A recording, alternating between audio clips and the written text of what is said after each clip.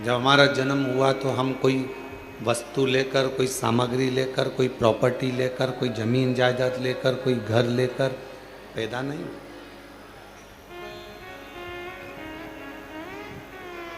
आपको और हमको तो ये भी नहीं मालूम था कि हम किसके घर में जन्मेंगे।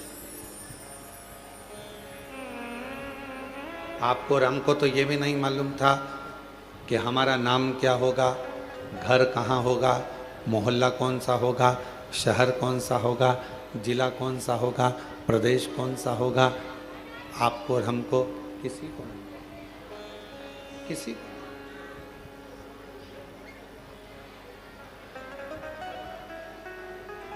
जब जन्म हो गया, जब जन्म ले लिया, जन्म लेने के बाद जब हमें थोड़ी सी सुध आई, बुद्धि आई, विवेक आया, तब हमें ज्ञात हुआ कि हमारा जन्म इस कुल में, इस घर में, इस जगह पर हुआ।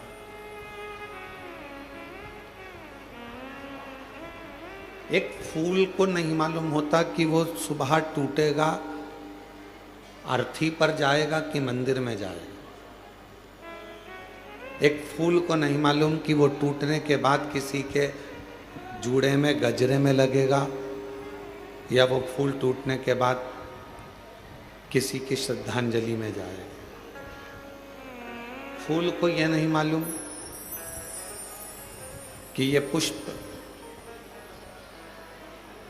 कहाँ और कब जाएगा, कैसे जाएगा।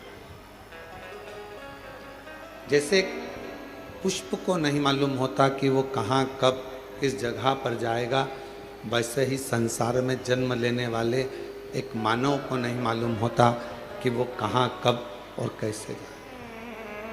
पर कुछ पूर्व का अच्छा कर्म होता है, कोई पूर्व का किया हुआ अच्छा कार्य होता है, तो अच्छे कुल में, अच्छे घर में, अच्छे परिवार में और सनातन धर्म में और भारत माता की गोद में जन्म मिल जाता है।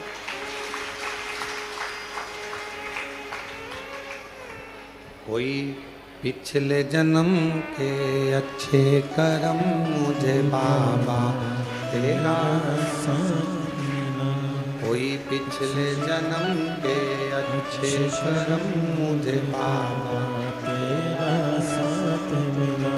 जहाँ सारी दुनिया झुकती है, जहाँ सारी दुनिया झुकती है, मुझे वो आली दरबार मिला, दरबार मिला।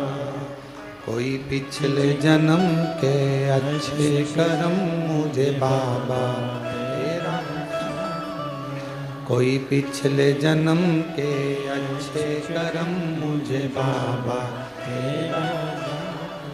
कोई पूर्व का जन्म अच्छा होगा, कोई पूर्व का किया हुआ कार्य अच्छा होगा, जो मानव का शरीर पूरा मिल गया। भगवान ने कोई हाथ पैर, आँख, नाक, मुख, कान में कोई कमी ना छोड़ी। श्रवण शक्ति भी पूर्ण दी, नासिका भी पूर्ण दी, नेत्र भी पूर्ण दी है, वाणी भी पूर्ण दी, कोई कमी ना रखी। और पूर्व का कोई अच्छा कर्म होगा, जो आज सावन के महीने में कावड़ लेकर कुबरेश्वर बाबा के धाम में आकर विराजमान है। कोई पूर्व का कर्म अच्छा होगा, जो शिव महापुराण कथा के इस पंडाल में कथा श्रवण करने के लिए, जहाँ कथा सुनने के लिए सबका दिल होता है, कंकर शंकर की भूमि पर कथा श्रवण करने के लिए बैठे। और मैं एरंडोल वाले काबरा जी को और गुप्ता परिवार को धन्यवाद देता हूँ। कोई पूर्व का पुण्य होगा जो जजमान पद आपको श्रावण के महीने में प्राप्त हो। इस श्रावण के अवसर पर आप लोग पहुंचे।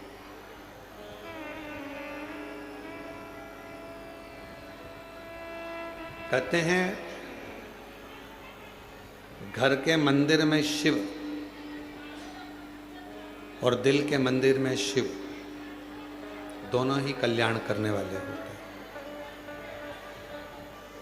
दोनों ही कल्याण करते हैं। घर के मंदिर में जो शिव है, तुम्हारे घर के मंदिर में जो शिवलिंग है, तुम्हारे घर के मंदिर में जो शिवलिंग विराजमान है, वो भी कल्याण करने वाला होता है। और तुम्हारे दिल में, तुम्हारे हृदय में जो भगवान शंकर विराजमान है, वो भी कल्याण करने वाला है। और कितनी बड़ी बात शिव महापुराण में लिखी है कि जिस घर के अंदर शिवलिंग नहीं हो, जिस घर के अंदर अगर छोटा सा भी शिवलिंग नहीं है, तो उस घर का पानी पीने का भी यहाँ पर वर्णन नहीं किया गया कि आप उस घर का पानी। काबरा जी, लिंग पुराण में, शिव महापुराण में, स्कंद पुराण के काशी खंड में, अवंतिका खंड में, केदार खंड में, सब में वर्णन किया गया कि घर के अंदर यदि एक छोटा सा भी शिवलिंग है,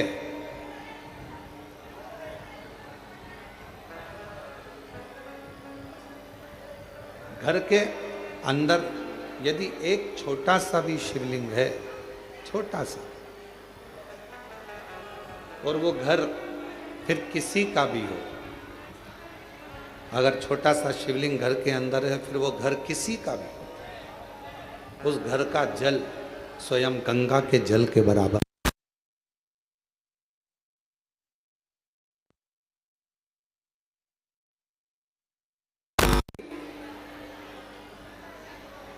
यदि घर के अंदर शिवलिंग विराजमान है, छोटा सा भी अगर शिवलिंग,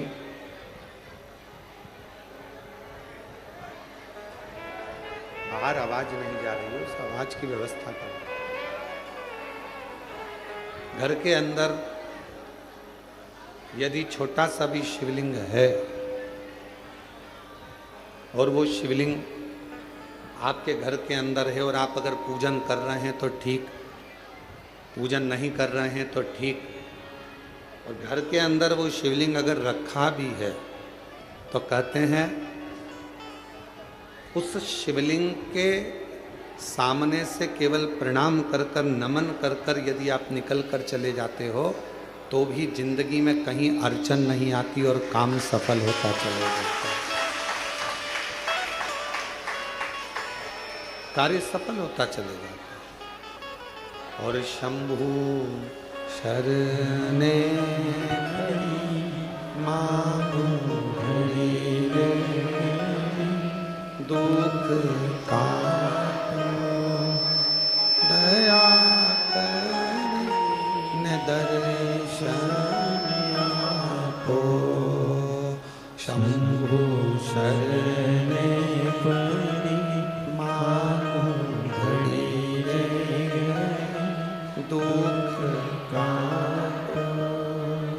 दया करी न दर्शन आपो, ओ शंभु शरणे पड़ी मांगू घड़ी रे घड़ी, दुख काटो दया करी न दर्शन आपो। एक छोटा सा शिवलिंग घर के अंदर है, तो वह हमारे जीवन में सुख ही सुख देता है, वो तकलीफ नहीं देता। पर ना जाने कैसे कैसे लोग आज के ज़माने में कह देते हैं सोशल मीडिया पर आकर कि घर में शिवलिंग मत रखो। और हम आपसे ये भी नहीं कह रहे कि आप हमारा कहना मानो, हम तो आपसे इतना कह रहे हैं कि गीता प्रेस गोरखपुर की स्कंद पुराण लेकर आओ, गीता प्रेस गोरखपुर की लिंग पुराण लेकर आओ, गीता प्रेस गोरखपुर की शिव महापुराण लेकर आओ, नर्मदा पुराण लेकर आओ, आप उसका अध्ययन करो। और जब आपको अध्ययन में मिल जाए कि हाँ, शिव महापुराण की कथा में ये वर्णन है कि घर के अंदर अगर एक शिवलिंग है तो वह हमारे जीवन के सारे दुखों को समाप्त करता चला जाता है, तो मानना शुक्र है।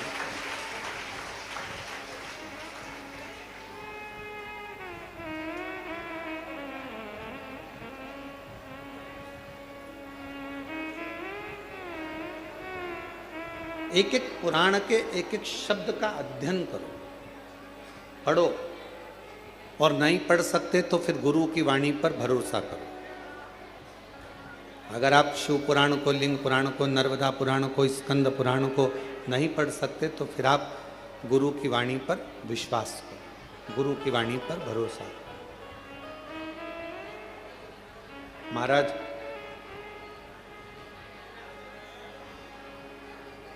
अगर मैकेनिक अच्छा होता है तो गाड़ी बार बार काम नहीं निकालती। एक बार गाड़ी को अच्छा करवा लिया तो वो गाड़ी फिर बहुत दिन तक ठीक चलती रहती है। ठीक है,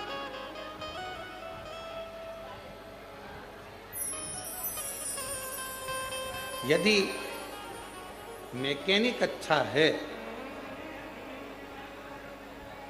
और मैकेनिक अगर ठीक है, गाड़ी अगर एक बार उसने सुधार दी है तो वो गाड़ी फिर काम नहीं निकाले, फिर वो गाड़ी काम बार बार नहीं निकाल सकती। जैसे मैकेनिक अच्छा है तो गाड़ी बार बार काम नहीं निकालती है, गाड़ी बार बार बिगड़ती नहीं है, उसी तरह यदि गुरु अच्छा है तो ये मन बार बार बिगड़ता नहीं है और गलत जगह पर जाता है। एक मैकेनिक की तरह एक गुरु होता है।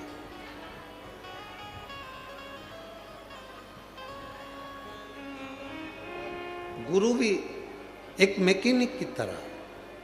मैकेनिक का काम है गाड़ी का ऑयल देखना, पेट्रोल देखना, डीजल देखना, ब्रेक देखना, उसका गियर देखना,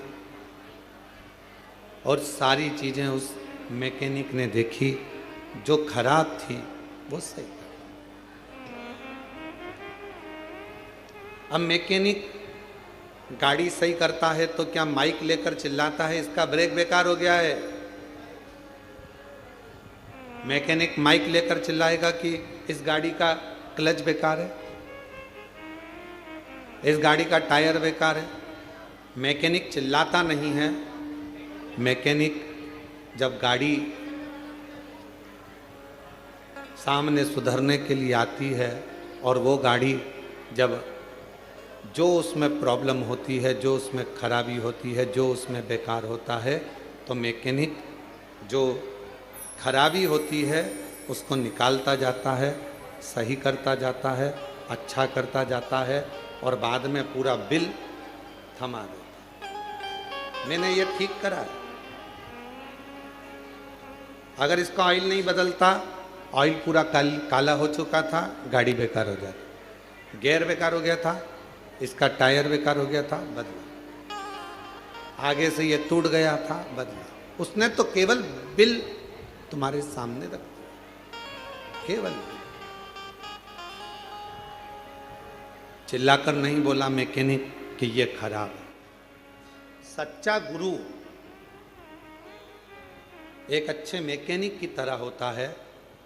आपके दोष, आपके अवगुण आपके अंदर कितने भरे हैं वो किसी को नहीं बताएगा, बस देख लेगा कि गाड़ी में गड़बड़ी कितनी है और उसको ठीक कैसे करना है।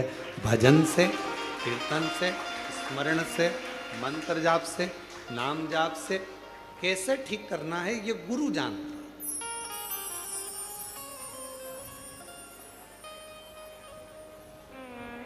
और किसी ने बहुत अच्छा कहा, नहाए धोए हरि मिले, नहाए धोए हरि मिले तो मैं नहाऊं 100 बार।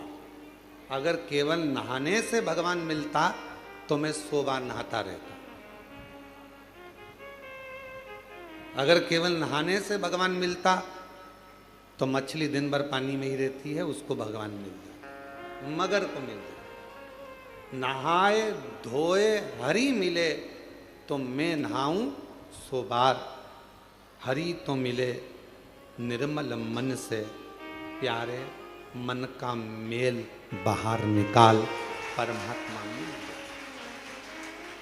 अब कोई कहे कि तुम नहा कर आ रहे हैं, तुम्हें इनको छूना नहीं, या नहा कर आए हैं इनका स्पर्श मत करना।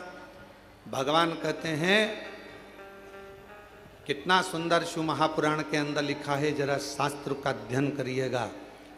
घर में अगर बुजुर्ग माँ बाप हैं, बूढ़े माता पिता हैं, घर में छोटा सा बच्चा गोदी में है, माँ बाप ने अगर गंदगी कर दी है और घर के बहुओं ने बच्चों ने उसकी गंदगी को साफ कर दिया, मंदिर जा रहे थे, गंदगी साफ कर कर भी मंदिर गए ना, तो भी भगवान ये नहीं कहेगा कि तू गंदा आया है।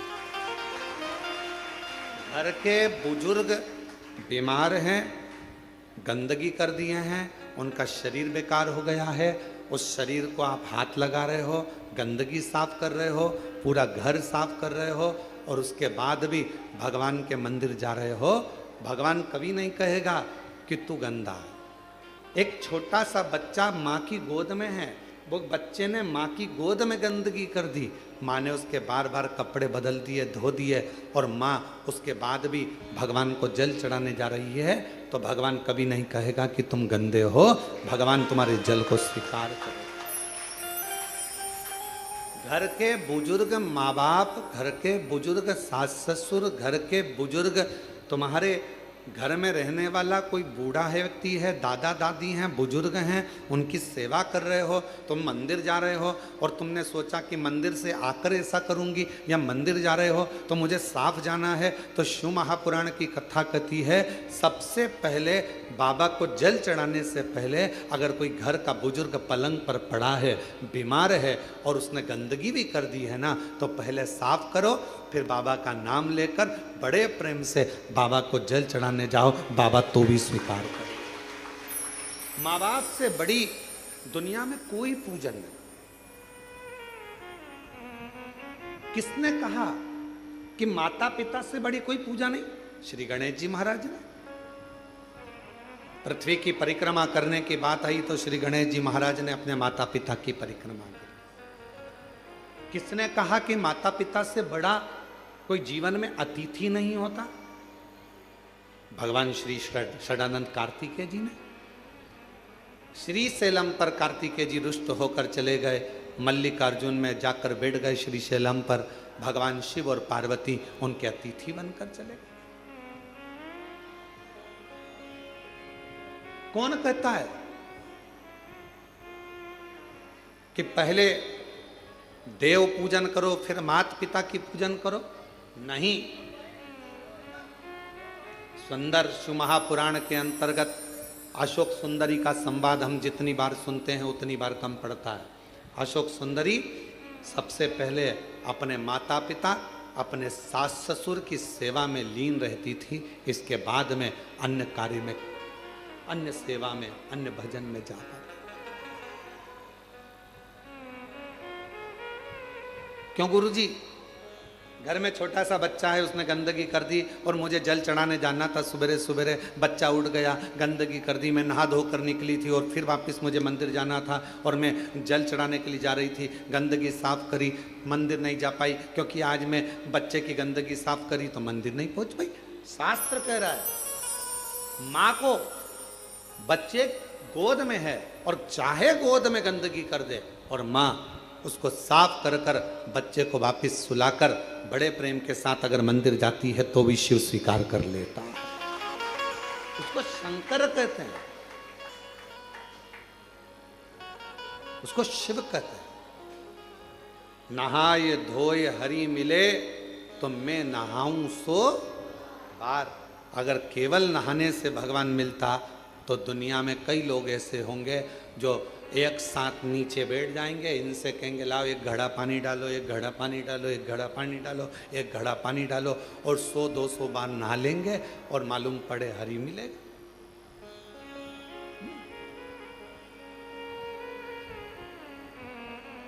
से बात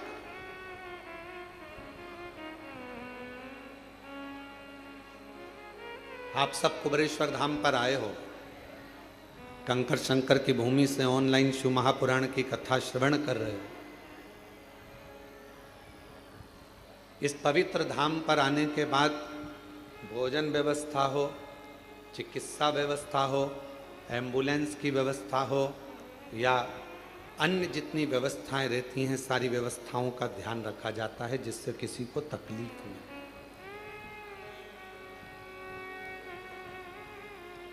मेरा भोले बाबा, मेरा शंकर भगवान फिर निवेदन करें तुम्हारे निर्मल मन को, तुम्हारे विश्वास को देखता। फिर कहेंगे पूजन तुम कितनी देर की कर रहे हो उससे कोई मतलब नहीं, पर भरोसा कितना कर रहे हो वो मूल है। जल लेकर आए हो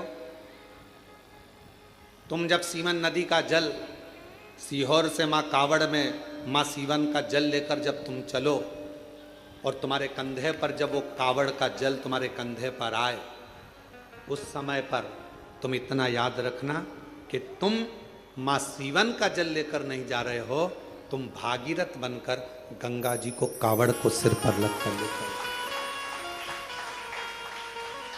तुम भागीरथ बन गए, तुम गंगा को लेकर जा रहे हो अपने शिव के लिए।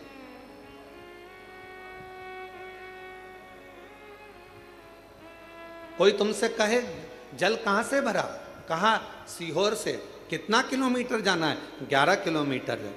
जल कौन सी नदी का है, तो कहा सीवन का जल है। कब तक सीवन का जल है, जब तक तुमने वहां से नहीं भरा। तुम्हारे दोनों कलश के अंदर, कावड़ के दोनों लोटे के अंदर, कावड़ के दोनों कलश के अंदर जब सीवन का जल भरा गया, तुमने अर्चना कर ली, पूजन कर ली, कंधे पर रख लिया, फिर वो सीवन का जल नहीं रहा, वो गंगा जल बन गया और तुम भागीरथ बन गए। उस समय पर तुम भी लीलाबाई कमलाबाई कब तक थी, जब तक तुम सीवन के तट पर पहुंची। तुम्हारा नाम राम सिंह कब तक था, जब तक तुम सीवन के जल पर पहुंचे। जब तुम सीहोर में सीवन नदी के तट पर पहुंचे तब तक तुम्हारा नाम राम सिंह था, तुम्हारा नाम कमलाबाई था। और जब तुमने जल भर लिया तो तुम ना कमलाबाई हो ना राम सिंह हो, लोग तुमको कहेंगे तो कावड़िया ही कहेंगे, वो तुमको नाम से नहीं पुकारेंगे। कावड़िया का मतलब ही यही है, कावड़ लेकर जाने वाला। कावड़ का मतलब होता है कि गंगा के जल को भगवान शिव तक लेकर जाने वाला गंगा।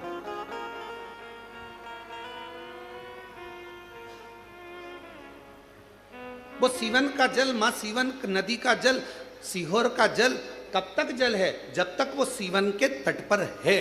तुमने कलश में भरा, तुमने कंधे पर उठाया, बाबा का नाम लिया, कंधे पर लेकर चले, कंधे पर रखते ही वो जल गंगा का जल हो गया। और तुम ना कमलेश, ना बिमला, ना राम सिंह, ना ढोलू सिंह, कुछ नहीं, तुम तो केवल कावड़िया भागीरथ हो गए और भगवान शिव के दरवाजे पर जा। अब यहां किसी का नाम नहीं,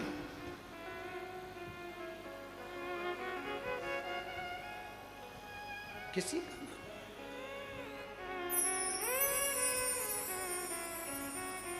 क्या देखेगा वो, क्या देखेगा वो?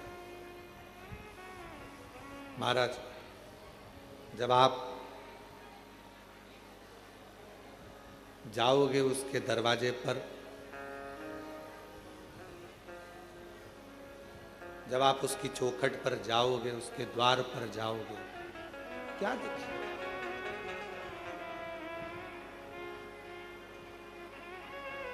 अगर वो देखेगा, अच्छा बोलिए, ईमानदारी से बोलना, जितने लोग आस्था चैनल पर कथा सुन रहे हैं, जितने फेसबुक यूट्यूब पर कथा सुन रहे हैं,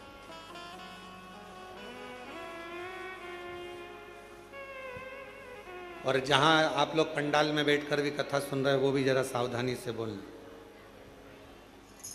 भगवान की डायरी में तुम्हारा नाम लिखा है क्या? राम सिंह केरावत, औरंगाबाद से।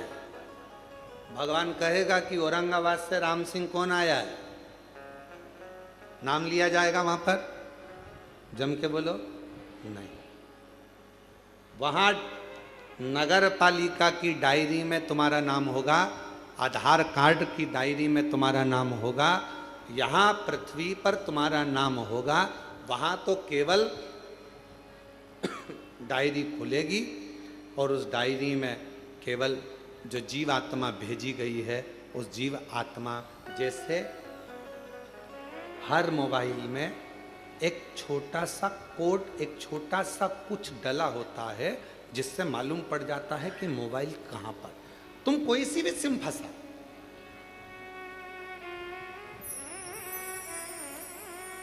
तुम्हारा मोबाइल कहां है, उसने सिम निकाल ली तो भी मोबाइल मालूम पड़ जाएगा कि मोबाइल कहां पर है।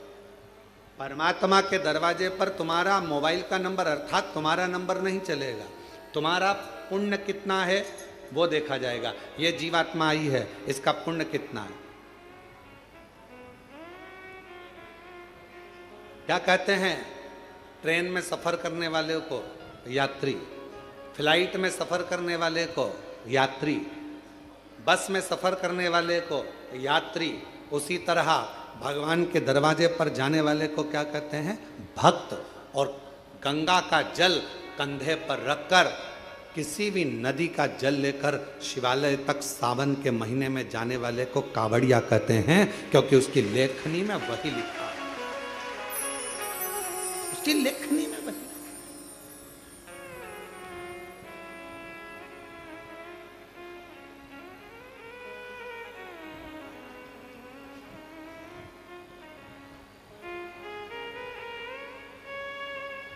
अभी किसी का एक छोटा सा वीडियो आशीष जी ने हमको दिखाया, उसमें उन्होंने किसी ने बयान दिया कि कावड़ उठाने वाले तो जो ऐसे लोग होते हैं, हमने किसी पैसे वालों को कावड़ उठाते नहीं देखा, उसको गरीब लोग कावड़ उठाते हैं। उसको मेरा जवाब है, जिसने ये बोला उससे कहना है कि जितने कावड़ उठाकर लेकर जा रहे हैं उसके घर में तेरे जैसे तो नौकर पड़े हैं।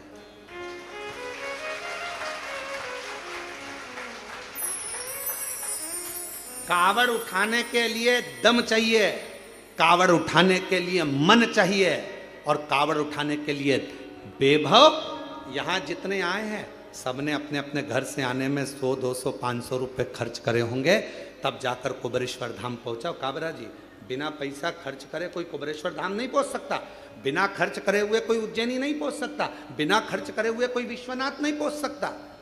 केवल अपने ऊंचे ऊंचे सिंहासन पर बैठकर मुंह चला देना, अपनी राजनीति का मुद्दा बना लेना और कह देना कि कावड़ उठाने वाले ऐसे, कावड़ उठाने वाले वैसे। सनातन धर्म पर उंगली उठाना सरल है, कभी पत्थर फेंकने वालों पर भी उंगली उठाया करो, तब समझ में आएगा कि आनंद का किसे कहते हैं। किसको कहा, लंकापति रावण सोने की लंका का राजा था, कोई गरीबड़ा नहीं था, जिसके दरवाजे पर स्वयं भगवान को भी रूप बदलकर राम जी का रूप धरकर जाना पड़ा था रावण के सामने। कितना विद्वान होगा जिसके दरवाजे पर 33 कोटि देवता सामने खड़े होते थे, सारी अप्सराएं, गंधर्व, किन्नर, नाग, पशु, पक्षी जिसके द्वार पर रहते थे। सोने की लंका का अधिपति था। और कोई पूछे रावण से, उसके पिताजी से पूछे, विशर्वा बाबा से पूछे कि ये सोने की लंका उनको कैसे मिल गई, कौन ने दी, तो विशर्वा बाबा भी कह देंगे कि ये सोने की लंका देने वाले तो मेरे शंकर भगवान है। लंकापति रावण से पूछे कि सोने का नगर किसने दिया, तो वो भी कह देंगे कि देने वाले शंकर भगवान है। किसी से पूछा जाए, भगवान राम जी से पूछा जाए कि लंका का राज्य तुम्हें कैसे मिल गया, रावण का तुमने संहार कैसे कर दिया, तो कहा शंकर भगवान की कृपा से। भगवान कृष्ण से कोई पूछे कि द्वारका का राज्य कैसे मिल गया, द्वारका के अधिपति कैसे बन गए, तुम्हारे यहाँ संतान की प्राप्ति इतनी हुई कैसे हो गई, तो कहा शिव की कृपा से।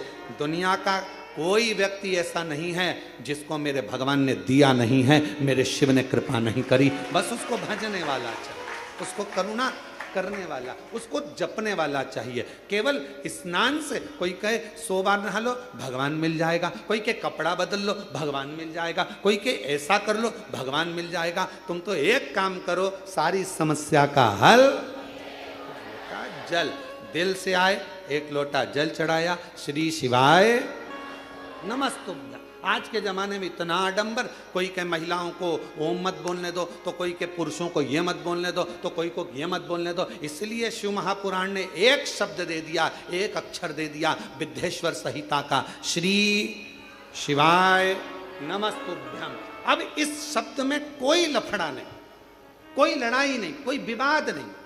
कोई नहीं कहेगा तुमसे कि इसमें ओम लगाओ, कि ये मत लगाओ, कि वो मत लगाओ। आज के जमाने में लोगों ने, अरे मां जगतजननी जगदम्बा अंबा पार्वती पंचाक्षर मंत्र का जाप करती हैं। नमः शिवाय, ओम नमः शिवाय, नमः शिवाय, ओम नमः शिवाय। पहले भी कथा में कहा, पुरुष ओम अक्षर के नाद से प्रारंभ करेगा और स्त्रियां नमः शिवाय से प्रारंभ कर कर ओम तक, ओम से फिर नमः शिवाय तक। श्री शिवाय नमस्ते। सहज सरल आडंबर से रहित शंकर को बारंबार प्रणाम। पंचाक्षर मंत्र का मतलब भी क्या होता है? नमः शिवाय का मतलब शिव जी को प्रणाम करता हूँ। ओम नमः शिवाय का मतलब शंकर भगवान को, ब्रह्मांड के रचयिता को प्रणाम करता हूँ। और श्री शिवाय नमस्तुभ्यम का मतलब है शंकर भगवान को प्रणाम करता हूँ। शिव को प्रणाम करना है, भाव शुद्ध हो, मन शुद्ध हो, हृदय निर्मल हो। फिर वही बात आ गई, नहाए धोए हरि मिले तो मैं नहाऊं। जम के बोलो, मैं नहाऊं सुबाद। हरि तो मिले निर्मल मन से प्यारे, मन का मेल बाहर निकाल। मन के मेल को निकाल दे तो भगवान को मिलने में देरी नहीं होगी। शिव तेरे सामने खड़ा होगा। शिव को क्या चाहिए? कोई दिखा। और कितना कृपालु शंकर भगवान। मेरे भगवान शंकर ने कोई धन वैभव संपदा की वस्तु कभी तुमसे नहीं मांगी महाराज। जितने भी शिव भक्त शिव महापुराण की कथा को सुन रहे हैं, बड़े सावधानी से सुनना कि मेरे शंकर भगवान ने तुमसे कभी करोड़ों का धन नहीं मांगा। शंकर भगवान ने कहा, जो फूल किसी देवता पे नहीं चढ़े तुम मुझे चढ़ा दो। देवों में देव महादेव, घर के बुजुर्ग, घर के बड़े, घर के वृद्ध, घर के भयो, घर के भयो शिवा। आ जान दो, इधर निकाल के बिठा दो, बिठा के दो। घर के भयो, घर के वृद्ध, घर के बुजुर्ग शिव शिव। हाँ वहीं आगे बिठा दो उधर के। घर के भयो हैं, घर के वृद्ध हैं शिव शंकर। औघड़दानी शंभु।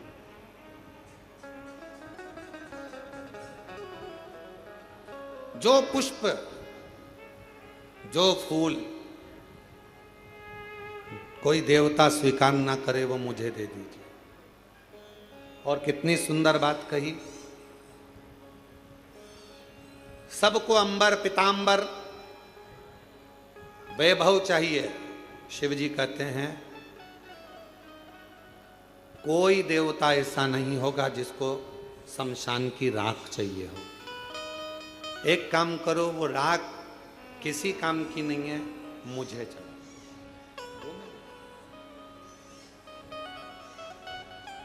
वो राख मुझे दे दो, वो शमशान की भस्म मुझे ला कर दे दो।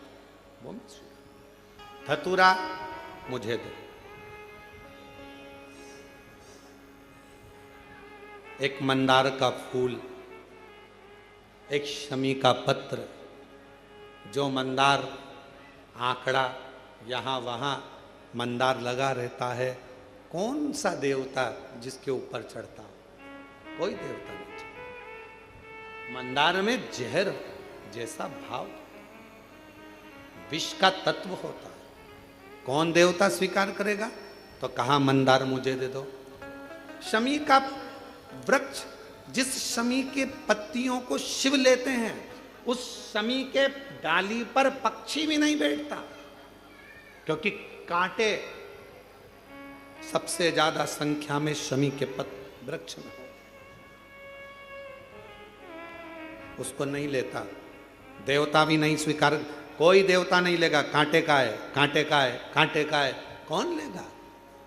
पक्षी नहीं बैठता, कांटे लगे हैं। मंदार भी ऐसा ही है, विष से परिपूर्ण है, पक्षी बैठना पसंद नहीं करते मंदार के पेड़ पर, मंदार के पौधे पर, विष। अगर मंदार का फूल आप शंकर जी को चढ़ा रहे हो, फूल तोड़ते समय तुम्हारी आंखें नीचे होना चाहिए, क्योंकि मंदार का टूटने पर अगर उसका दूध हमारी आंखों में चले जाता है तो आंखें खराब हो जाती है।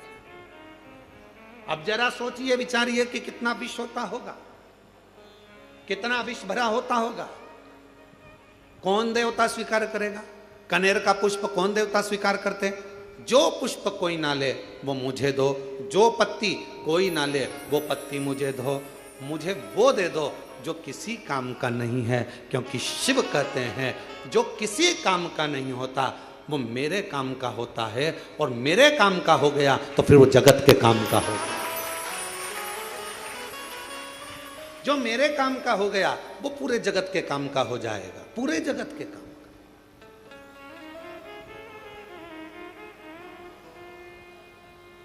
काबरा जी, अभी गुप्ता जी भी बैठे हैं, ध्यान दें, काशी में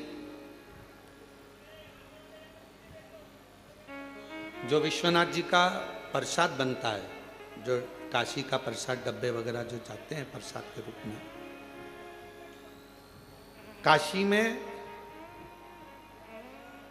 जितनी बेलपत्र चढ़ती है, जितनी बेलपत्र, उस बेलपत्र को पीस कर सुखाकर उस बेलपत्र का ही प्रसाद वितरण किया जाए। अभी काशी में एक नई बात आनंद की होगी, और पूरे काशी वासियों को मैं उसके लिए धन्यवाद देता हूं कि बेलपत्र का सदुपयोग प्रारंभ आपने करवा दिया। और मैं सबको बताना चाहूंगा, हमारी उज्जैनी में अवंतिकापुरी में जो पुष्प अवंतिका नाथ को, मेरे महाकाल बाबा को चढ़ते हैं, जो बेलपत्र मेरे महाकाल बाबा को चढ़ती है, वो सारी बेलपत्र पुष्प जाते हैं और उससे गुलाल, उससे अगरबत्ती, धूप बत्ती और अन्य सामग्रियां, हवन सामग्रियां ऐसी निर्मित होती है जो संपूर्ण जगत का कल्याण कर रही है, संपूर्ण जगत।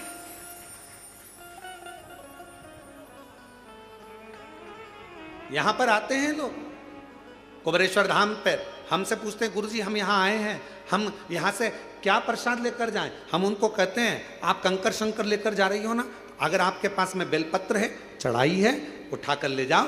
किसी ने बेलपत्र पूजन कर कर चढ़ाई है, तुम्हें रोड पर, यहाँ पूरे ग्राउंड में कहीं बेलपत्र अगर पड़ी हुई मिल रही है, उसको उठा लो। अगर यहाँ 2 दिन ठहरे हो, सुखा लो, नहीं सुखा सकते संभाल के रख लो। घर जाना, सबसे पहले प्रसाद में वही बेलपत्र का पत्ता तोड़ तोड़ कर देना, फिर बाबा देखो कैसी कृपा कर, करुणा कर। कोई पूछे तुम कुबेरेश्वर बाबा के धाम गई थी, वहां से क्या लेकर आई? तो बेलपत्र लाई हूं, रुद्राक्ष लाई हूं और कुबेरेश्वर धाम का कंकर शंकर लाई। बस मैं रुद्राक्ष स्वयं के लिए लाई हूं, परिवार के लिए लाई हूं। मैं ये कंकर शंकर खुद के लिए लाई हूं, परिवार के लिए लाई हूं। और बेलपत्र का पत्ता, ये बेलपत्र सब पूजन कर रहे थे, जमीन पर छोड़ रहे थे, मैंने उसमें से प्रसाद के रूप में मांग लिया, क्योंकि कंकर शंकर तो सब एक हैं। आपने विनय कर कर उनसे बेलपत्र मांग ली, देना बाबा घर के लिए प्रसाद के रूप में। मैं ये बेलपत्र लेकर आई, बेलपत्र लाई, दे दी थोड़ी थोड़ी। और विश्वास कहता है उस बेलपत्र का आनंद आपके जीवन में वो सुख लाता है कि आनंदित जीवन अपने आप प्रारंभ हो जाता है। आनंद।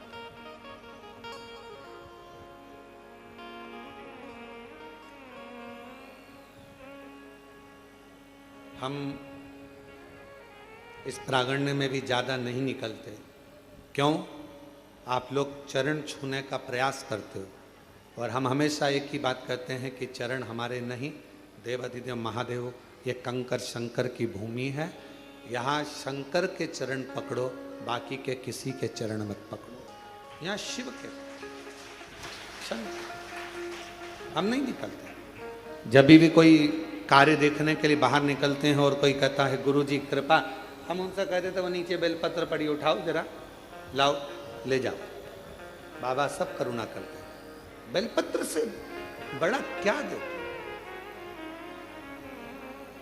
कुबेरेश्वर धाम आए हो तो 3 चीजों का स्मरण रखना। पहले नंबर पर रुद्राक्ष।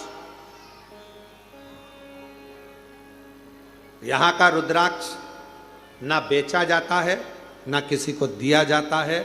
यहाँ का रुद्राक्ष तो झोली पसार कर, हाथ फैलाकर बाबा के दरवाजे से मांग कर लेकर जाओ, कहकर जाओ बहुत तकलीफ में हूँ, मुझे विश्वास है तू मेरी झोली भर देगा, मैं वापिस आऊँगी, मैं तुझे लेकर जा रही हूँ। बहुत बीमार है घर में, उसके लिए तू चल, उसकी रोग उसका दुख मिटा देना।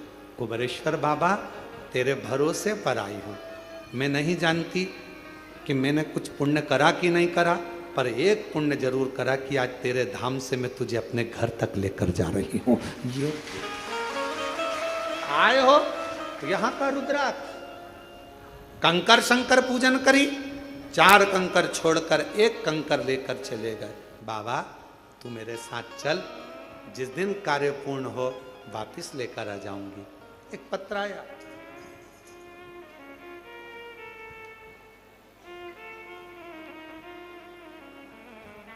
उस पत्र में उस बहन ने लिखा, मेरा नाम ज्योति साहू है, मेरे पति का नाम राजेश साहू है, मैं नर्मदापुरम मध्य प्रदेश की रहने वाली हूँ।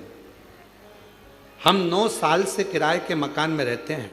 हमने बहुत बार प्रयास किया हमारा खुद का मकान हो, पर पति अकेले कमाने वाले, हमारे यहाँ कुछ ऐसा धन नहीं कि हम कोई मकान ले सके। फिर किसी ने कहा कि सियोर वाला महाराज कथा कहता है और वहाँ कंकर शंकर की भूमि है, अगर वहाँ जाकर कुछ मांगा जाता है 3 महीने में बाबा बुला लेता है। हम पहली बार 1 मार्च 2025 को यहाँ आए।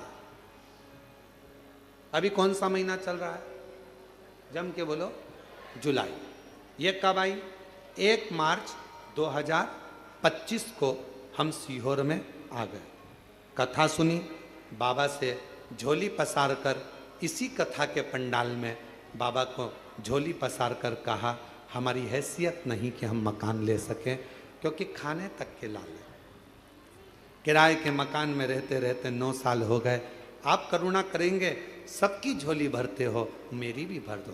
कंकर ले गए, रुद्राक्ष ले गए, बेलपत्र ले गए, और बाबा ने ऐसी कृपा कर दी लोगों की, तो 3 महीने में हमारे को तो बाबा ने 15 दिन के अंदर ही रिजल्ट दे दिया, और हमारी हैसियत से ज़्यादा हमारे बाबा ने झोली दी। गुरुदेव इतना दिया मेरे बाबा ने कि मेरी झोली खाली, क्या बोलूँ मैं कि झोली तंग हो गई, इतना मेरा बाबा दे। मकान दुकान क्या ना देता, और तेरी कृपा का क्या है। कहीं बैठी हो, मेरा नाम ज्योति साहू है, मेरे पति का नाम राजेश साहू, नर्मदापुरम मध्य प्रदेश की रहने वाली है। तेरी कृपा का क्या है भरोसा, कब किस पर हो जाए जरा से हम पर कर दो, जरा से हम पर कर दो। जिस पर भी हो गई तेरी करुणा कृपा। जिनका पत्र है वो पीछे से आना, जिनका भी पत्र है आगे से कोई नहीं आएगा, जिनके भी पत्र पढ़ेंगे वो पीछे से आए, पीछे वाले रास्ते से। शिव शिव है, शंकर शंकर है। कंकर शंकर की भूमि कुबेरेश्वर धाम पर आ रहे हो, सेवा करो। झाड़ू मिल जाए झाड़ू निकालो, झाड़ू ना हो कोई सामान पड़ा हो उस जूट से थोड़ा सा मार्ग सुलभ करो। कंकर शंकर एक जगह रखे हैं, उनको उठाकर दूसरी जगह रख दो, सफाई करो, साफ रखो। रुद्राक्ष खूब प्रेम से मांगो बाबा के दरबार से, खूब।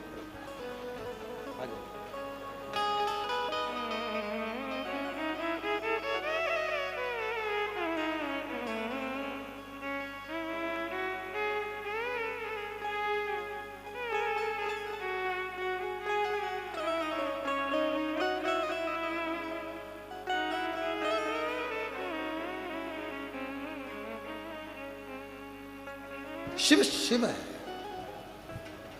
कंकर शंकर की धरा पर आयो, कथा में आए हो, अगर कथा सुनने में आपका मन है, चित्त है, कावड़ चढ़ाने आए थे, 2 मिनट की कथा मिल गई है, प्रेम से एक जगह पर बैठकर, ये मत देखो कि हॉल में जगह नहीं, बाहर ये तो कंकर शंकर की भूमि है, जहां बैठोगे दिल से सुनोगे, बस हृदय से बैठकर बाबा से अपने मन का भाव कहो, दिल से। एक रुद्राक्ष,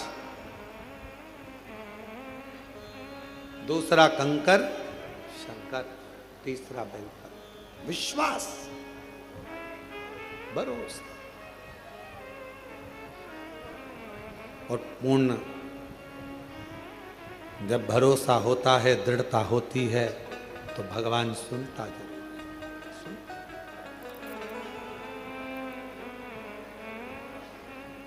आप किसके आश्रित होकर आ रहे हो? आप किसके भरोसे जा रहे हो? आप देवादिदेव महादेव के आश्रित होकर शंकर भगवान का भजन करने गंगा का जल, मां सीवन का जल लिया, गंगा का जल भाव रखकर, कावड़ को सिर पर रखकर, कंधे पर रखकर शिव नाम लेते लेते श्री शिवाय नमस्तुभ्यम बोल बम बोल बम बोल बम बोलते बोलते शिव के दरवाजे तक आ। देने वाला वो है, करो। शिव जी ने कहा कि मुझे वो दे दो जो किसी काम का नहीं है, उसको मैं अपने पास रखकर काम वाला बना दूं। शमशान की राख को शंकर भगवान ने अपने तन से लगाया। आज वो शमशान की राख भी लोग अपनी तिजोरी में रखते हैं संभाल कर, अगर मंदिर से मिल जाती है तो। अवंतिका नाथ से, मेरे विश्वनाथ जी से अगर भस्म भी मिल जाती है तो लोग उसे संभाल कर रखते हैं। नहीं तो राख है, भस्म है, कौन संभालेगा, कौन रखेगा? पर चपटी भभूत में है खजाना, कुबेर का खजाना चपटी भभूत में। जैसे कंकर शंकर की भूमि को कुबेरेश्वर महादेव कहते हैं, कुबेर भंडारी की भूमि कहते हैं, यहाँ की रज, यहाँ का कंकर, यहाँ की धूल, यहाँ की मिट्टी स्वयं कुबेरेश्वर बाबा का चरण का प्रसाद है।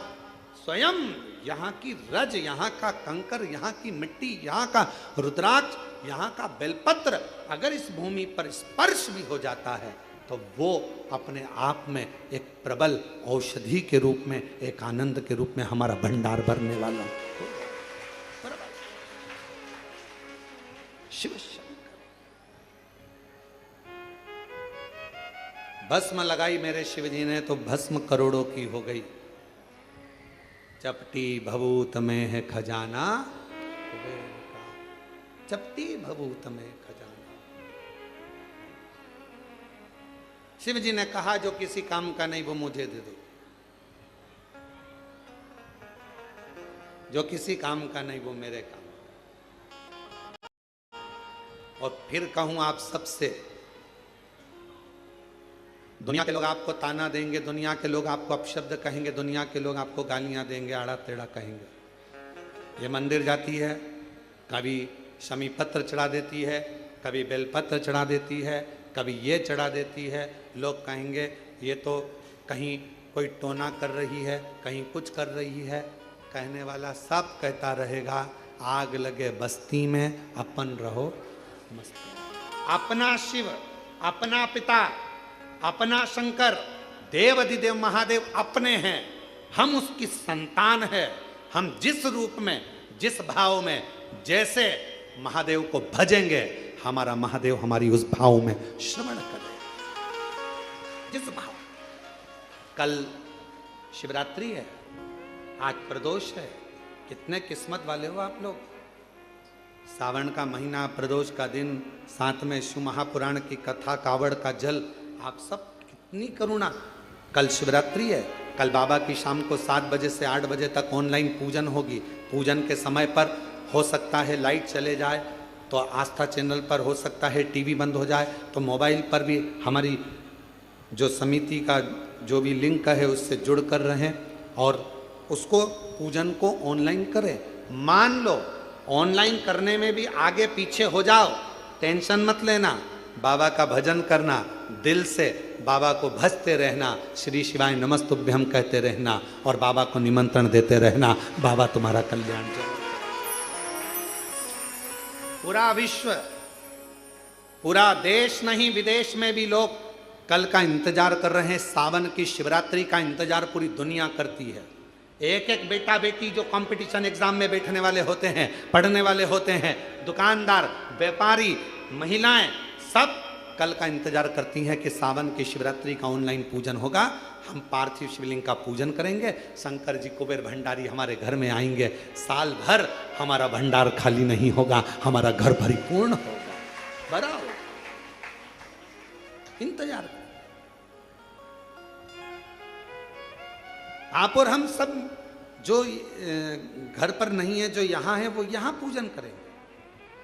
शाम को 7 बजे आप और हम इसी हाल से बड़े आनंद के साथ में पार्थिव लिंग का पूजन बाबा को ऑनलाइन पूरी दुनिया के साथ में, पूरे विश्व के साथ करेंगे। हृदय से पुकारना उसको, हृदय से।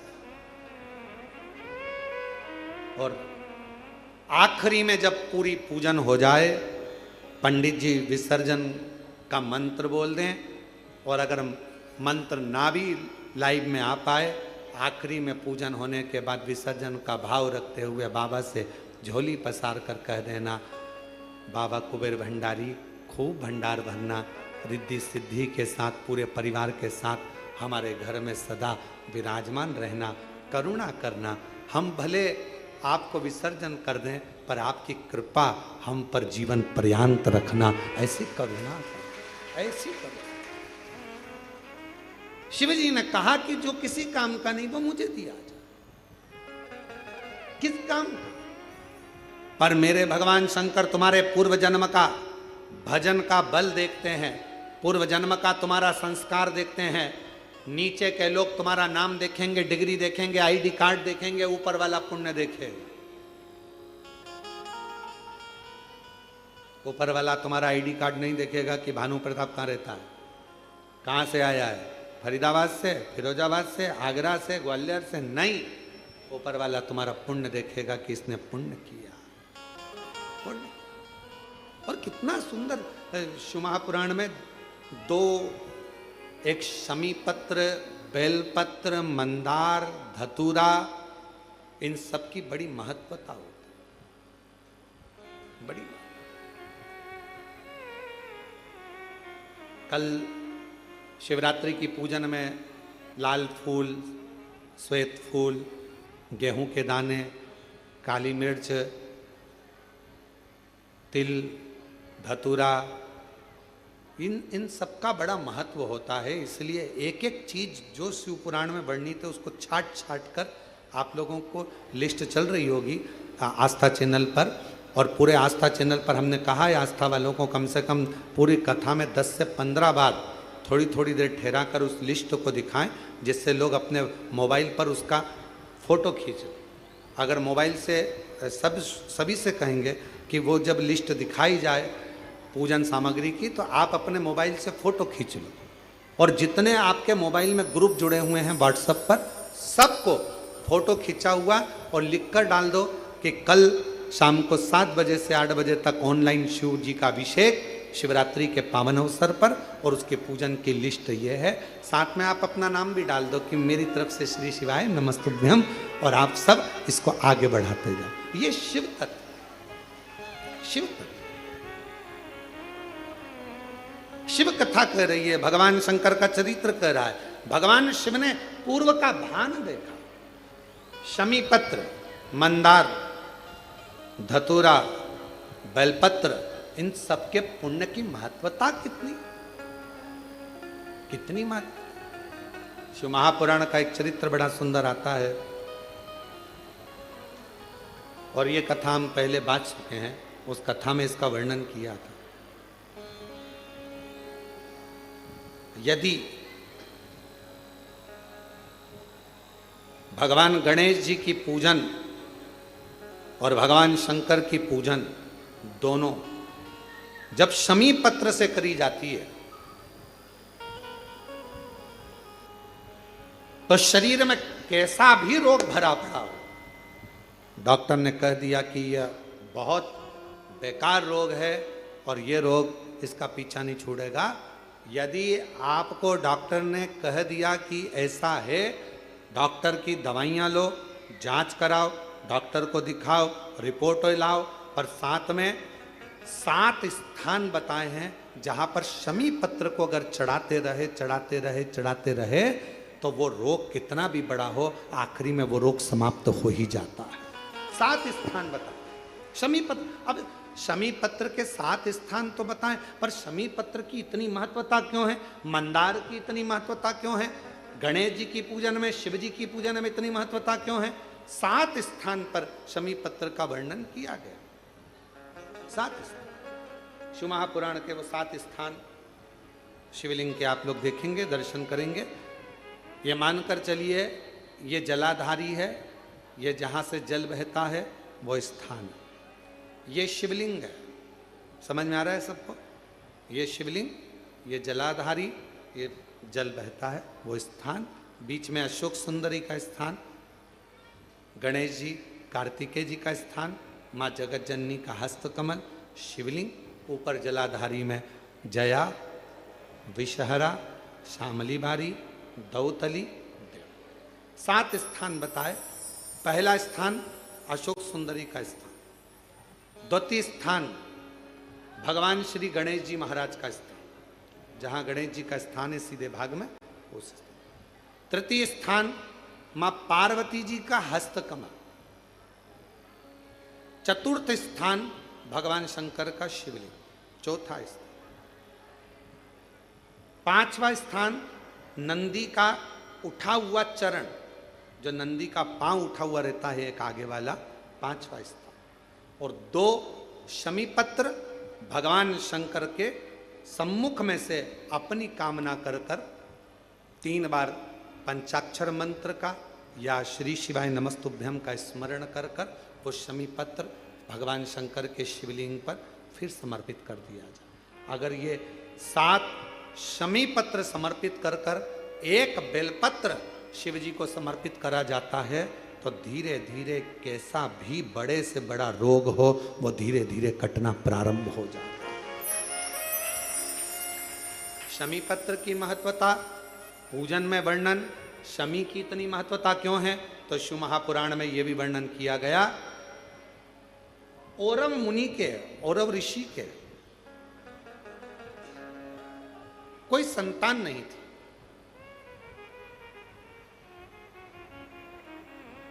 और औरव ऋषि की कोई संतान नहीं थी, बड़े दुखी थे। उनकी धर्म पत्नी ने एक दिन औरव ऋषि से पूछा कि संतान की प्राप्ति के लिए क्या करा जाए।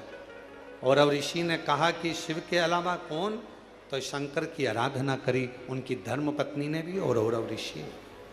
और शिव आराधना का फल ये मिला, धर्म पत्नी प्रदोष काल आता था, शाम के समय भगवान शंकर की आराधना में डूब जाती थी और औरव ऋषि भी शाम के समय शिव की आराधना करते थे, शाम के समय।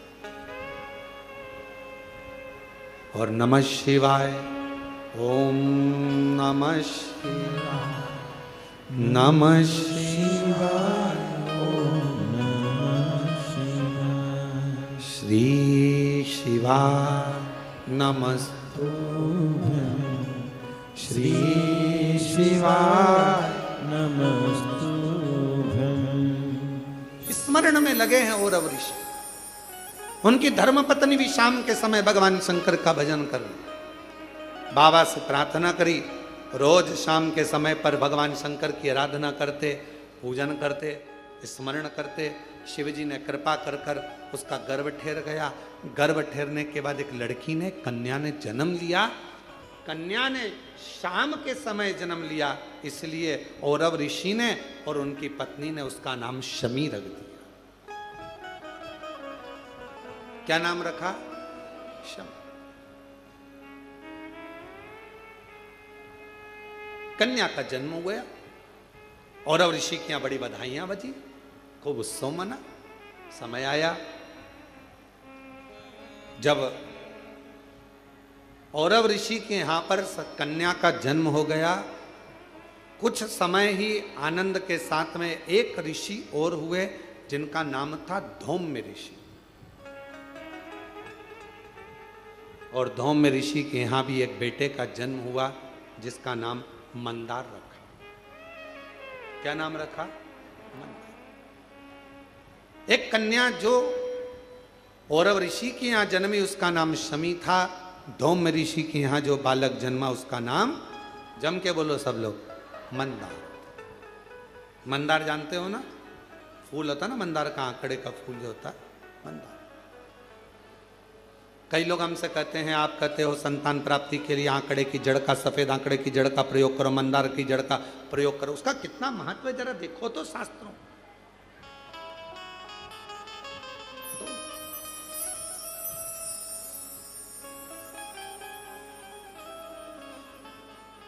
औरव ऋषि की बेटी बड़ी हुई, धौम्य ऋषि का बेटा बड़ा हुआ। दोनों बड़े हो गए, उनका विवाह दोनों ने पक्का कर दिया, औरव ऋषि और धौम्य ऋषि। शमी और मंदार की शादी हो गई। छोटे थे, पहले के समय में छोटी अवस्था में विवाह हो जाता था। आज के समय में तो अवस्था हो जाती है, छोटा समझ में ही नहीं आता कब विवाह करना है। पहले लोगों ने विचार करा, पढ़ाओ पढ़ाओ पढ़ाओ पढ़ाओ पढ़ाओ, मना नहीं। फिर नौकरी नौकरी, धंधा पानी, नौकरी नौकरी करते करते कब 30-35 साल के हो गए, विवाह का ध्यान नहीं रहा। फिर बाद में लड़का देख रहे, लड़की देख रहे, विवाह पक्का ना हो पा रहा।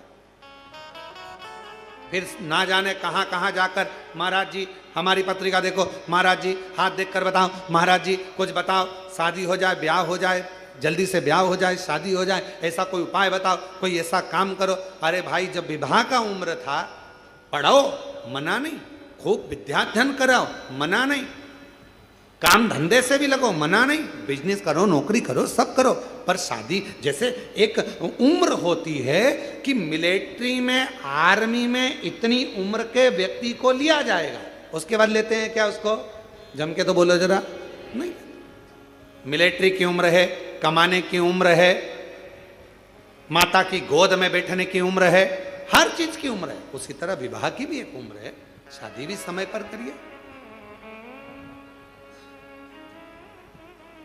आज जो इतने इतने ना जाने कितने कितने बखाड़े हो रहे हैं रोज सोशल मीडिया पर, अखबारों में रोज पढ़ने को मिलता है, ऐसा हो गया, वैसा हो गया। समय पर सब चीज अच्छी लगती है, समय का ध्यान, समय।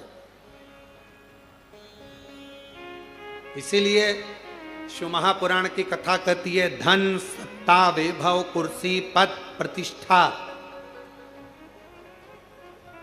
मिलना, ये मिल रहा है, प्राप्त हो रहा है।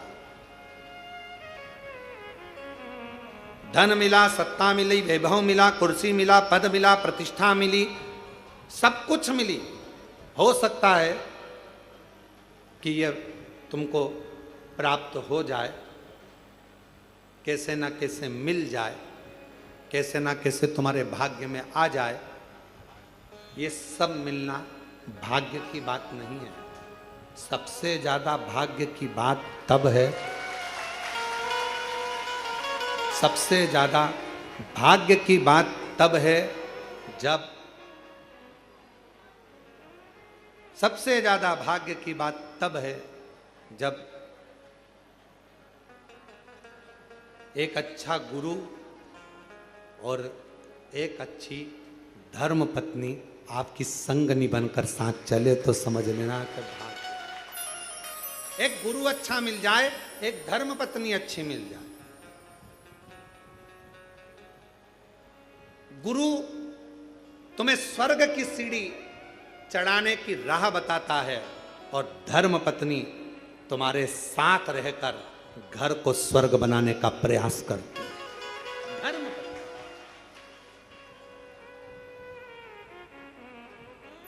घर को स्वर्ग। शिव कथा कर रही है, भगवान शंकर का चरित्र कर रहा है, शिव महापुराण की कथा कर रही है, भगवान शंकर का चरित्र कर रहा है। शमी और मंदार का विवाह हो गया, दोनों की शादी हो गई। शादी होने के बाद मंदार को गुरु जी के घर पर विद्या अध्ययन करने जाना था और उन्होंने अपनी धर्म पत्नी को अपने परिवार के कहने पर मायके में छोड़ दिया, क्योंकि छोटी थी, अभी युवान अवस्था तक वो मायके चले गए।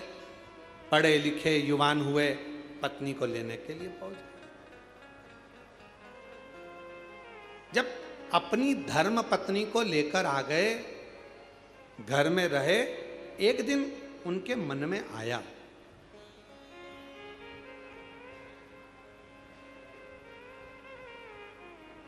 उनके मन में भाव प्रकट हुआ, चलो अपने गुरु जी से मिलकर आते हैं, चलो। और दोनों शमी और मंदार दोनों बड़े अलमस्ती के साथ जाने लगे। चलते चलते बीच में भुषुंडी ऋषि का आश्रम पड़ गया।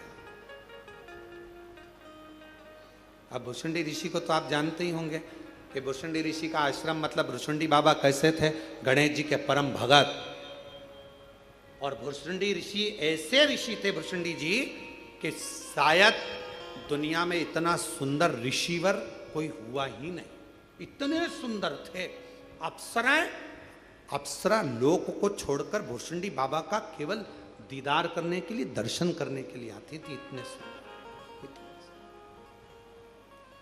एक दिन भुषुंडी ऋषि के मन में आया कि मैं सुंदर हूं तो अप्सराएं मेरी ओर देखती हैं, भगवान को नहीं देखती, उनकी आराधना नहीं करती, सब लोग मुझे देखते हैं, क्या करूं ऐसी सुंदरता का। एक दिन भुषुंडी ऋषि ने तप करा, साधना कर कर गणेश जी को प्रकट कर लिया। गणेश जी ने कहा मांगो तुम्हें क्या चाहिए।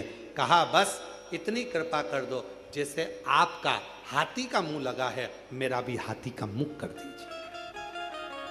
जैसे ही कहा तो गणेश जी आश्चर्य में पड़ गए कि हाथी का मुख लगाओगे, लोग क्या कहेंगे, तुम इतने बड़े ऋषि हो, इतनी सुंदर तुम्हारी काया है, तुम्हारा मुख इतना सुंदर है कि देवलोक की अप्सराएं तुमको देखने के लिए आती हैं, देवता तुम पर आश्चर्य करते हैं, और तुम हाथी का मुख लगाने की बात करते हो।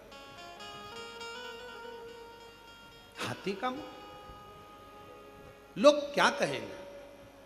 भुषुंडी बाबा ने कहा कि प्रभु बस कृपा करो, तुम तो मुझे हाथी का मुख लगा दो। गणेश जी ने कहा चाहिए काय के लिए, तो कहा मेरे भजन में लोग परेशान कर, परेशान।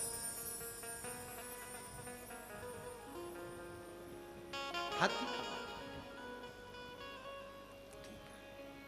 तथास्तु।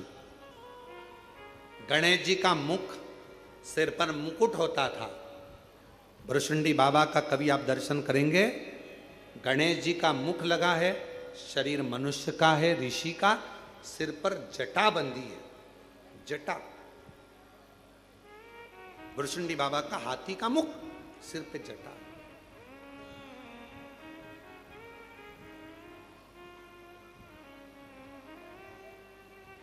भुषुंडी बाबा वहां अपने आश्रम में थे। शमी और मंदार निकल कर जा रहे थे दोनों। अब नवयुवक थे, युवान थे, कई बार हंसने में आ गया। जैसे ही उन्होंने भुषुंडी बाबा का रूप देखा कि हाथी का मुख लगा है, मनुष्य का शरीर है, सिर पे जटाबंदी है, बड़े हंसने लगे। और जो ठाका लगाकर हंसे, इतनी देर में भुषुंडी बाबा को क्रोध आ गया।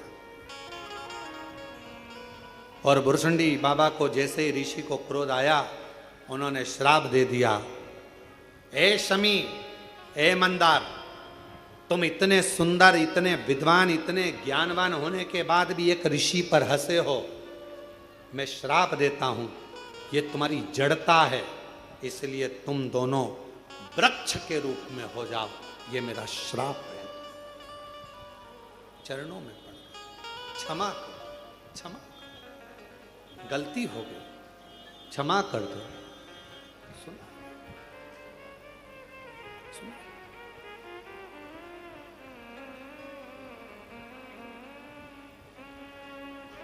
बहुत समय हो गया, ना तो शमी आई, ना मंदार आया, ना शमी आती है ना मंदार आता।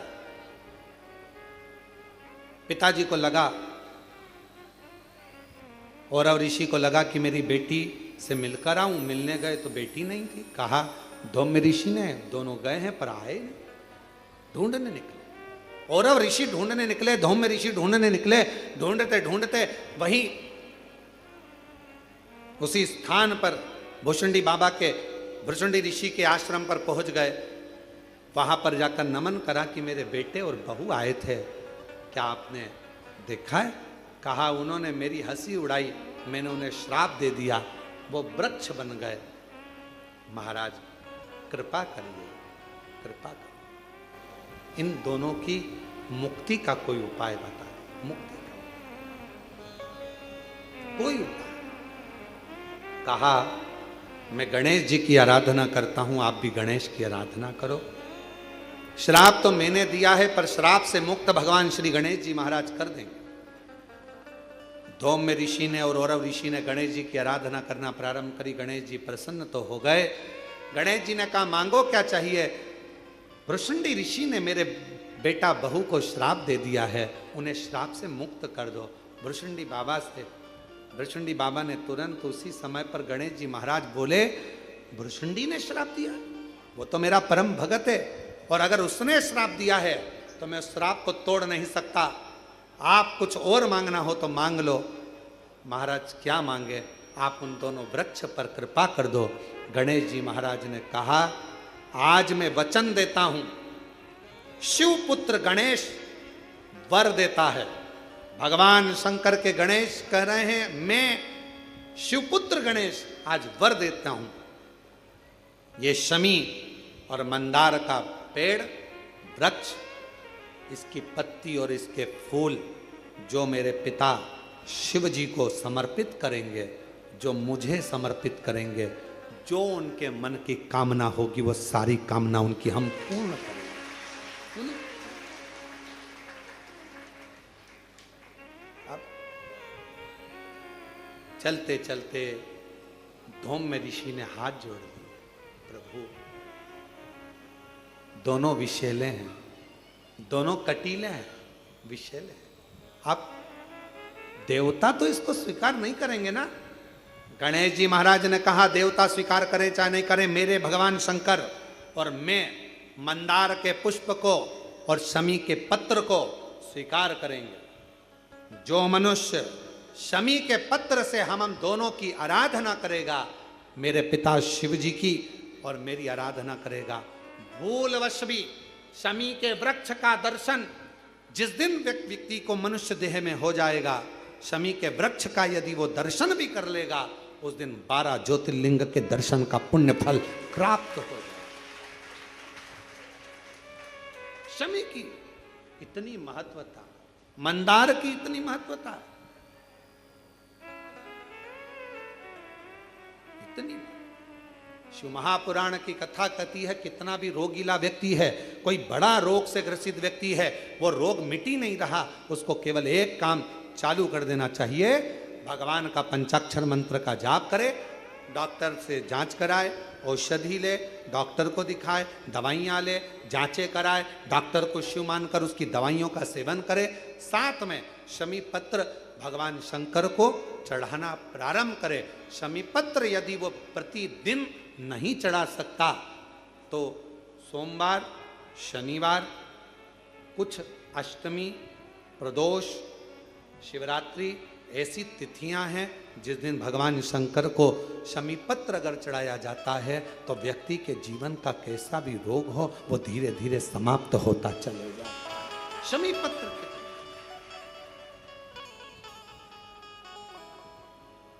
बेल पत्र का वृक्ष घर में रखते हैं,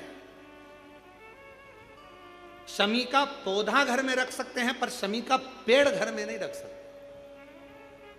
शमी छोटा रहे, छोटे से पौधे के रूप में रहे, तब तक घर में रहे, स्वीकार है, पर शमी का पेड़ अगर बनते चले जा रहा है तो वो घर के अंदर स्वीकार नहीं।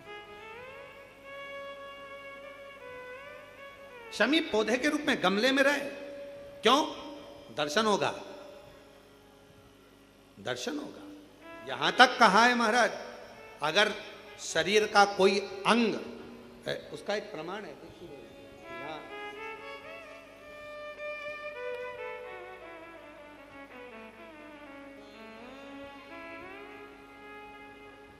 माता का नाम शशि देवी, पिता का नाम राजा कन्नौजिया।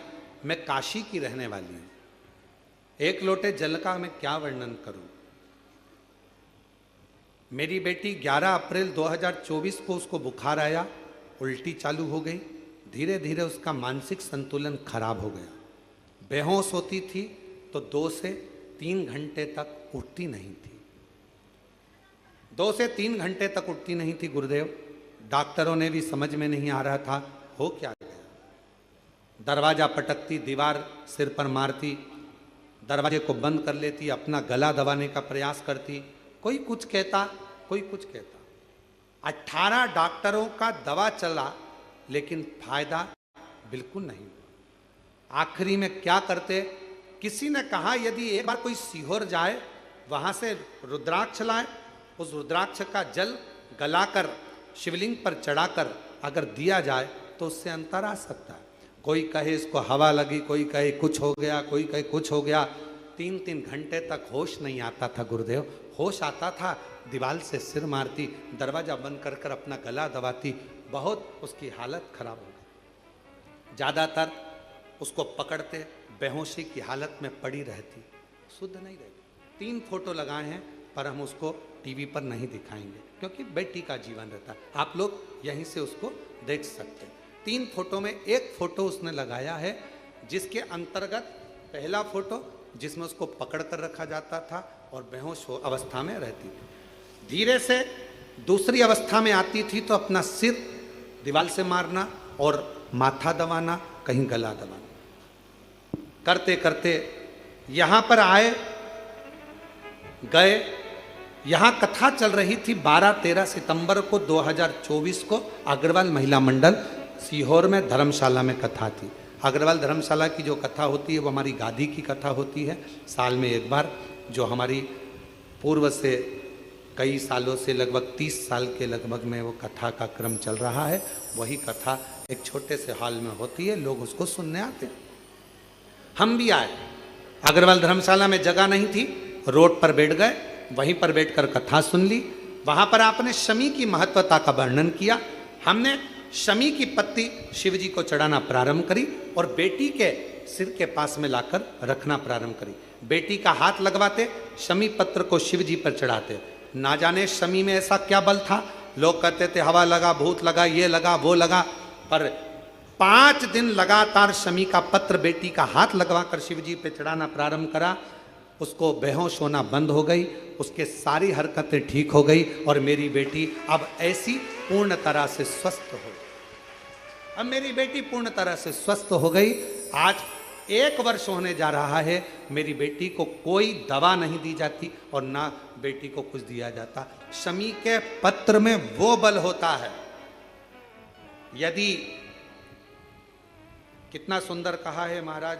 एक बात और अच्छे से ध्यान में रखें, पहली बार इस कथा का स्मरण हमारे इस लिंग पुराण के माध्यम से आया है। यदि तुम्हारे घर में छोटा सा शिवलिंग है और आपको लग रहा है कि कोई व्यक्ति कोई गलत कार्य कर रहा है या किसी ने हमारे को कोई गलत कार्य करा, कोई ने बताया आपको, वैसे तो कोई गलत होता नहीं है, कर्म के आगे क्या गलत होगा, फिर भी आपको ऐसा लगता है, एक शमी का पत्र आपके घर में रखे हुए शिवलिंग पर चढ़ा दीजिए, उसके ऊपर एक बेलपत्र चढ़ा दीजिए। किसी की सामर्थ्यता नहीं है कि दुनिया में कोई तुम पे टोना कर दे, कि टोटका कर दे, कि कोई हालत खराब, किसी की सामर्थ्यता नहीं। शमी का पौधा जिसके घर में, पर उतना याद रखना, शमी का पेड़ नहीं, बेलपत्र का वृक्ष तुम्हारे घर में हो, शमी का वृक्ष नहीं, शमी का पौधा हो रहे, जिसके घर के आसपास में, घर के नजदीक में शमी का छोटा सा पौधा होता है, वहां पर भी कोई गलत कार्य कोई कर नहीं सकता। किसी की सामर्थ्यता नहीं, सामर्थ्य। शिव तत्व की प्राप्ति। और महाराज शिव शिव है, शंभु शंभु है, ओघड़दानी ओघड़दानी।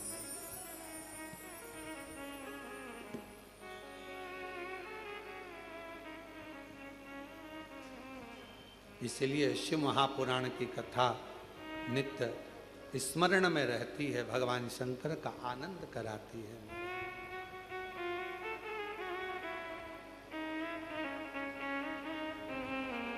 भगवान शिव की कथा, भगवान शंकर ओघड़दानी, त्रिकालदर्शी, कैलाशी, अविनाशी शिव शिव।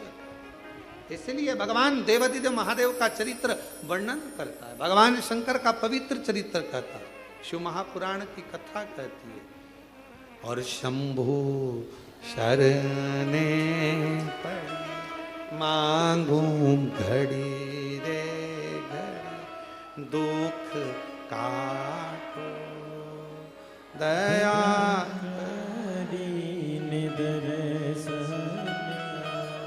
हो।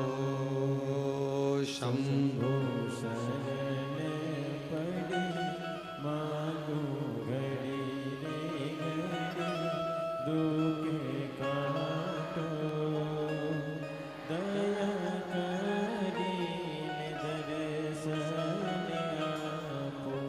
भगवान शिव से केवल दिल से प्रार्थना कर, मेरा हाथ पकड़ लो ओ भोले, दुनिया में हमारा कोई नहीं, मेरा हाथ पकड़ लो ओ भोले, दुनिया में हमारा कोई नहीं, मेरा हाथ पकड़ लो ओ भोले, दुनिया में हमारा कोई नहीं, मेरा हाथ पकड़ लो ओ भोले, दुनिया में हमारा कोई नहीं, दुनिया में हमारा कोई नहीं, दुनिया में हमारा कोई नहीं, दुनिया में हमारा कोई नहीं, दुनिया में हमारा कोई नहीं, दुनिया में हमारा कोई नहीं, दुनिया में हमारा कोई नहीं, दुनिया में हमारा कोई नहीं, दुनिया में हमारा कोई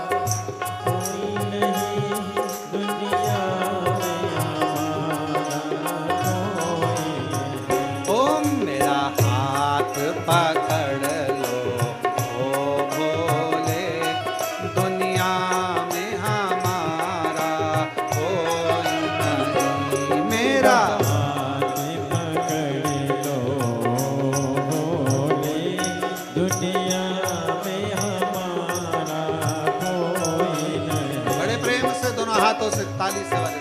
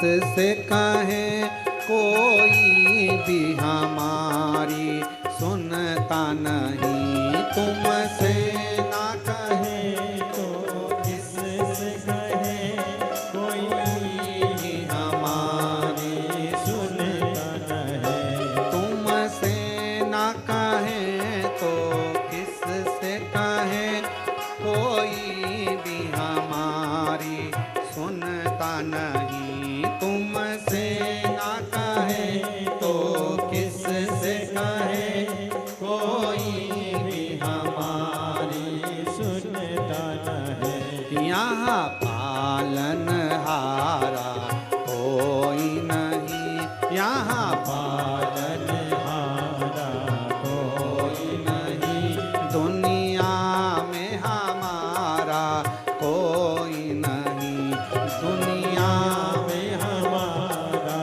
कोई नहीं। ओ मेरा हाथ पकड़ लो ओ भोले, मेरा हाथ पकड़ लो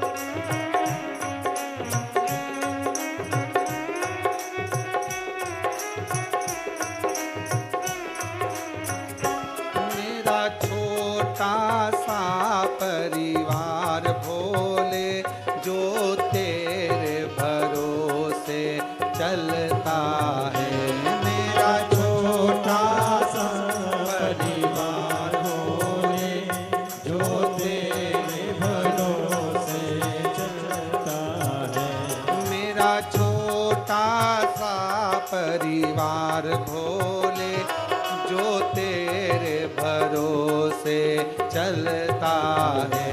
मेरा छोटा सा परिवार भोले, जो तेरे भरोसे चलता है। इसे आप संभालो आकर के, इसे आप संभालो आकर के, गिरते का सहारा कोई नहीं, इसे आप संभालो आकर के, गिरते का सहारा कोई नहीं। मेरा हाथ पकड़ लो भोले, मेरा हाथ पकड़ लो भोले, दुनिया में हमारा कोई नहीं। मेरा हाथ पकड़ लो भोले, दुनिया में हमारा कोई नहीं। दुनिया में हमारा कोई नहीं, दुनिया में हमारा कोई नहीं, दुनिया में हमारा कोई नहीं, दुनिया में हमारा कोई नहीं। दुनिया में हमारा कोई नहीं, दुनिया में हमारा कोई नहीं, दुनिया में हमारा कोई नहीं, दुनिया में हमारा कोई नहीं। ओ मेरा हाथ पकड़ लो भोले, दुनिया में हमारा कोई नहीं, मेरा हाथ पकड़ लो भोले, दुनिया में हमारा कोई नहीं। इसे आप संभालो आकर के, इसे आप संभालो आकर के, इसे आप संभालो आकर के, इसे इसे आप संभालो आकर के, गिरते का सहारा कोई नहीं, गिरते का सहारा कोई नहीं। मेरा हाथ पकड़ लो ओ भोले, मेरा हाथ पकड़ लो ओ भोले, दुनिया में हमारा कोई नहीं, दुनिया में हमारा कोई नहीं। ओ दुनिया में हमारा कोई नहीं, दुनिया में हमारा कोई नहीं। ओ दुनिया में हमारा कोई नहीं, दुनिया में हमारा कोई आर महादेव है। अपने बैठकर भगवान शिव जी से अपने मन का भाव कहिए, दिल से प्रार्थना करो, निवेदन करो, विनय करो, विनती करो। आज प्रदोष का दिन है, बाबा को अपने मन से, अपने भाव से प्रार्थना करिए, विनय करिए, निवेदन करिए। कंकर शंकर की भूमि है, कहीं पर भी बैठकर कंकर शंकर की धरा है, बैठकर बाबा को अपने मन का भाव कहना। जिस प्रार्थना को करने के लिए पूरी दुनिया कथा के पंडाल में जाती है, आपको वो प्रार्थना कंकर शंकर की भूमि पर बैठकर करने का सौभाग्य मिला है। जहाँ जगह मिले वहाँ बैठ जाओ और दिल से बाबा को अपने मन का भाव कहिए, प्रार्थना करिए। सभी लोग साथ में बोलिएगा, बाबा से विनय करिएगा। जो लोग ऑनलाइन श्रवण कर रहे हैं वो सब आस्था चैनल के माध्यम से, फेसबुक, यूट्यूब के माध्यम से बाबा को अपने मन का भाव कहेंगे, प्रार्थना करेंगे, दिल से विनय करें। निवेदन करें, प्रार्थना करें, विनती करेंगे।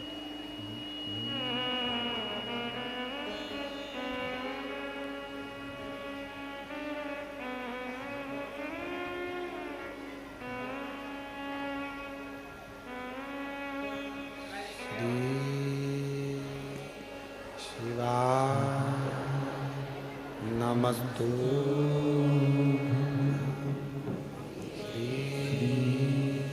शिवाय नमस्तु श्री शिवाय नमस्तु श्री शिवाय नमस्तु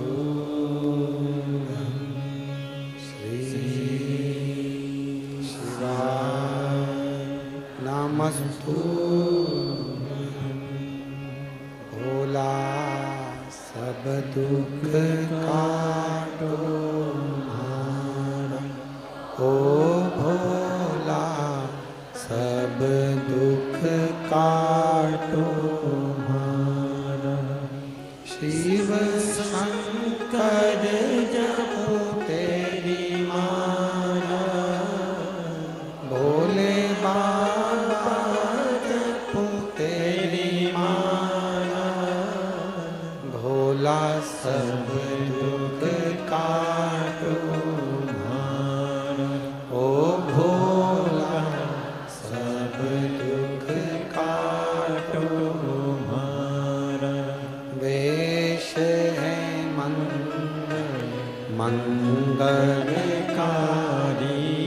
वेश है मंगलकारी, शमशान वासी हमारा, शमशान वासी हमारा, ओ भोला सब दुख काटो हमारा, ओ भोला सब दुख काटो हमारा।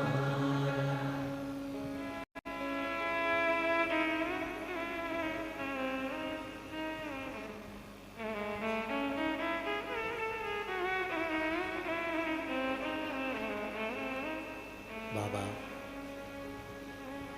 देवाधिदेव महादेव भगवान शिव, ओगरदानी त्रिकालदर्शी कैलाशी विनाशी भगवान शंकर, नित्य करुणा करने वाले भगवान शिव, दया करने वाले दया सागर देवाधिदेव महादेव की कथा कर रहे हैं।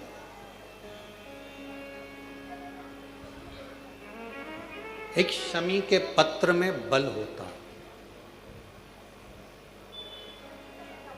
कितनी भी भारी बीमारी क्यों ना हो।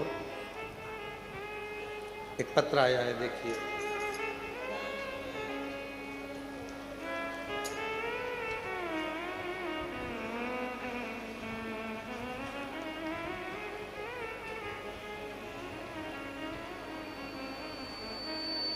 मैं इलाबेन भाईलाल जी बरोलिया, ग्राम राजकोट, गुजरात से हैं। इलाबेन भैयालाल जी बरोलिया, ग्राम राजकोट, गुजरात से हूँ। 25 साल से सोराइसिस की बीमारी थी। डॉक्टर के हिसाब से सोराइसिस ऐसी बीमारी है जो मरते दम तक रहती है। शरीर में से खाल निकलती रहती है, खुजालते रहो, शरीर की खाल पूरे शरीर से निकलती है। दवा कराते कराते 25 साल हो गए पर सोराइसिस की बीमारी ठीक नहीं। तब परिवार का कोई व्यक्ति आया था और उसने कहा कि एक बार कथा सुनो, टीवी पर आती है, सियोर वाला महाराज कहता है। हमने कथा सुनी, फिर हम विश्वास कर कर हमारी ननंद हमको यहाँ लेकर आई। कुबरेश्वर धाम पर आकर कंकर शंकर पूजन कर कर रुद्राक्ष लिया। उस रुद्राक्ष को लेकर गए, पानी में गलाते, उस पानी को शिवजी पे चढ़ाकर पीते भी और शरीर पर लगाते भी। खूब क्रीम ट्यूब दवाइयाँ ढेर लगाई पर 25 साल तक आराम नहीं लगा। गुरुदेव 3 महीना भी नहीं हुआ और बाबा ने ऐसी कृपा कर दी कि मेरी सोरायसिस की बीमारी पूरी ख़त्म कर दी। मैं बाबा को प्रणाम करने के लिए गुजरात से यहाँ पर आई हूँ। इलाबेन भाईलाल जी परोलिया ग्राम राजकोट गुजरात से हैं, कहीं बैठी हों।